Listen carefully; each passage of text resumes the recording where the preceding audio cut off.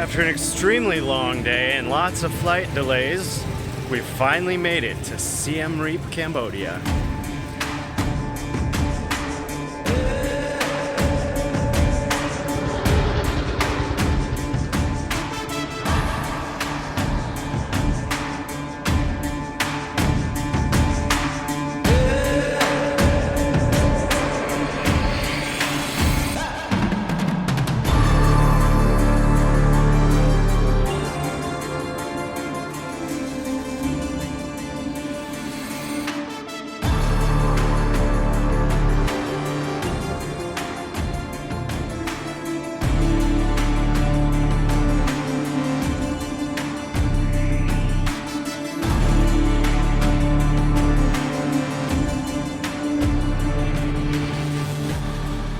During the Vietnam War, U.S. President Richard Nixon suspected that the North Vietnamese were transporting supplies through neighboring Cambodia.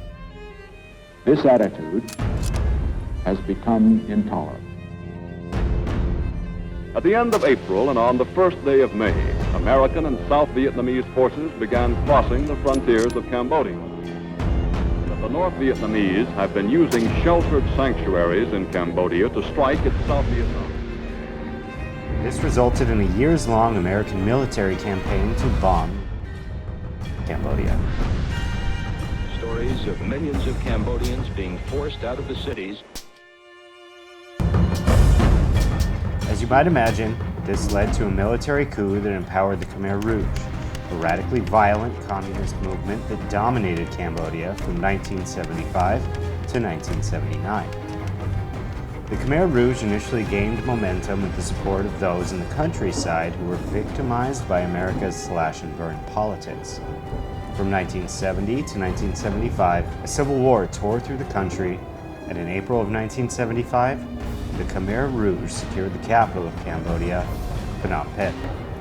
The leader of the coup, Pol Pot, took his seat as the new regime's prime minister. Pol Pot put into practice his notion of Year Zero, an idea that cultural traditions be erased to be reborn as a new nation with a new culture. What followed was genocide. In 4 years, between 1.5 to 2 million Cambodians were slaughtered as the Khmer Rouge attempted to eradicate the rich history, art, and intelligentsia of the country.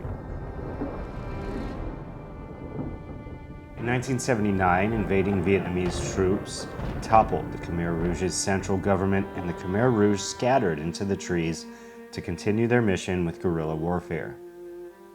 It wasn't until 1997 that Pol Pot was arrested, and after his death in 1998, the major leaders of the regime were captured and sentenced to life in prison. The now rust-colored dirt is memorialized in landmine museums and at mass graves.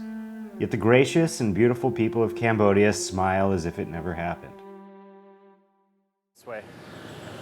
So hi guys, I'm Ben, and I am in the beautiful Siem Reap, Cambodia, on a visa run from my home in Thailand.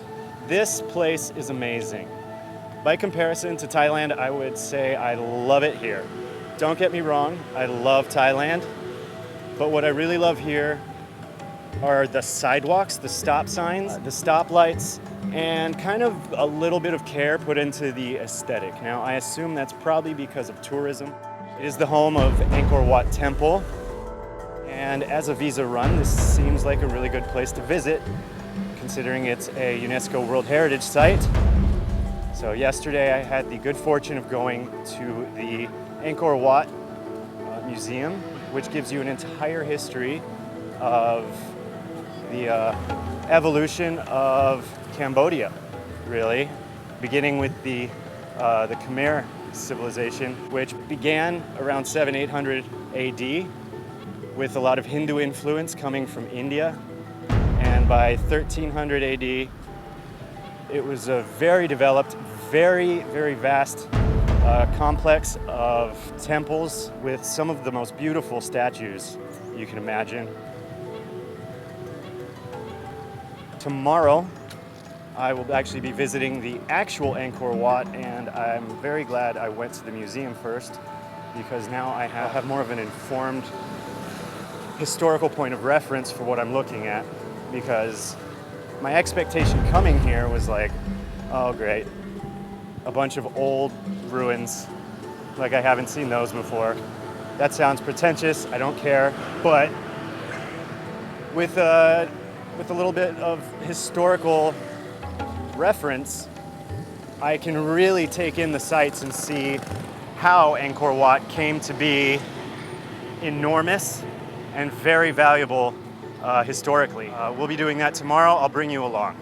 Now it's time for bench sit, a thorough bench review. Let's check it out.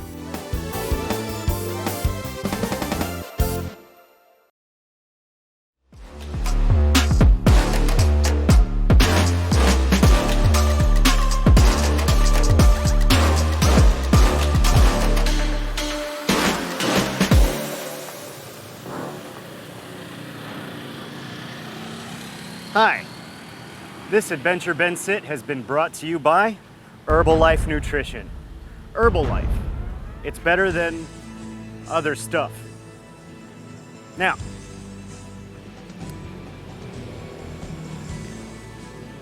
bench sit is a time-honored tradition where I like to sit on benches. And I found this one, and this one is special to me because I can face the river.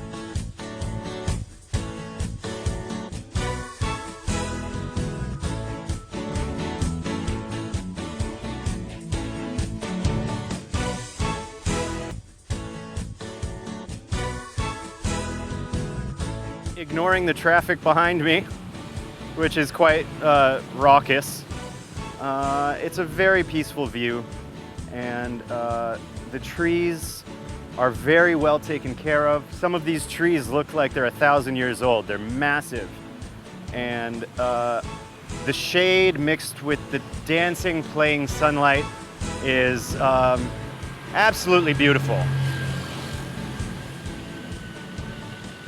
So let's get to rating the bench.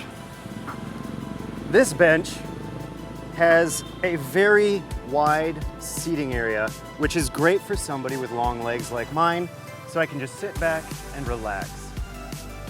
The recline grade on the back is a great way to just sit back. Some of these benches are very short, they're very 90 degrees, you're sitting like this. Nobody wants that. You want a relaxed bench. So overall, based on sturdiness and comfortability, I would give this bench a 10, 100%. 10 out of 10, good bench.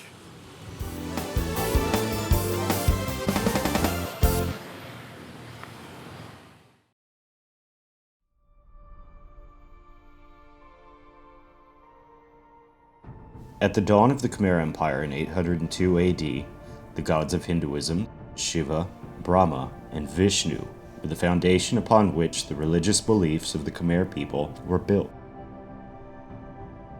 As trade along the maritime Silk Road brought new influences to the kingdom, a once animist nation changed tack to follow the wind towards Buddhism. But it wasn't until the 12th century when Khmer King Suryavarman II began construction on the now overgrown and mysterious ruins of Angkor Wat that Buddhism truly took hold in the kingdom. Subsequent kings continued to build temples in the surrounding areas, creating a vast and intricate complex of architectural marvels that tell the story of the gods and goddesses of Hinduism, the teachings of the Buddha, and of the seafaring trade that brought these beliefs to the Cambodian people. As the Khmer Empire expanded, it came to dominate a vast landmass, and yet, despite its size and power, the kingdom ultimately fell into ruin and obscurity, leaving behind only the mysterious and alluring ruins of Angkor Wat and the other temples of the Khmer Empire as a testament to its once great civilization.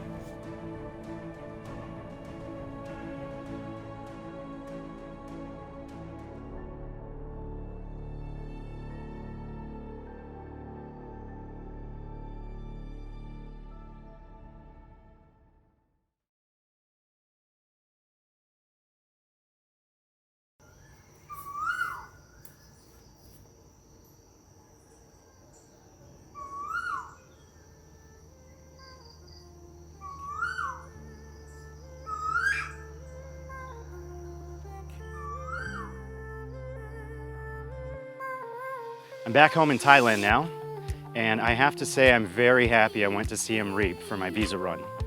That place has hit my top 5 now of places that I really, really enjoyed.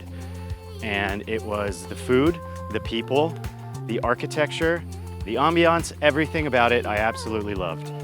So if you go, definitely I would say skip the hoity-toity Khmer restaurants, go straight to the river and have the best damn Khmer food you're gonna find anywhere.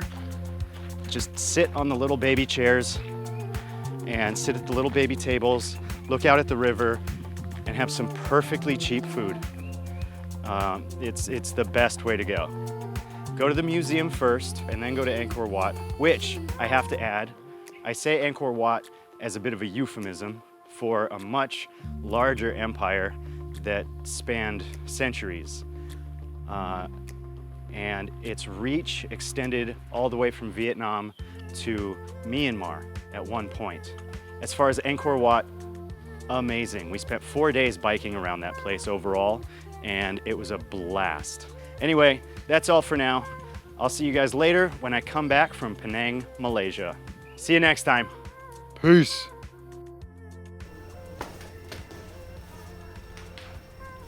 This is a linga.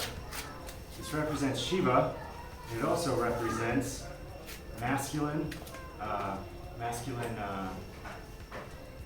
fertility, if you will. So, you know why, right? Hung like a donkey. Bye.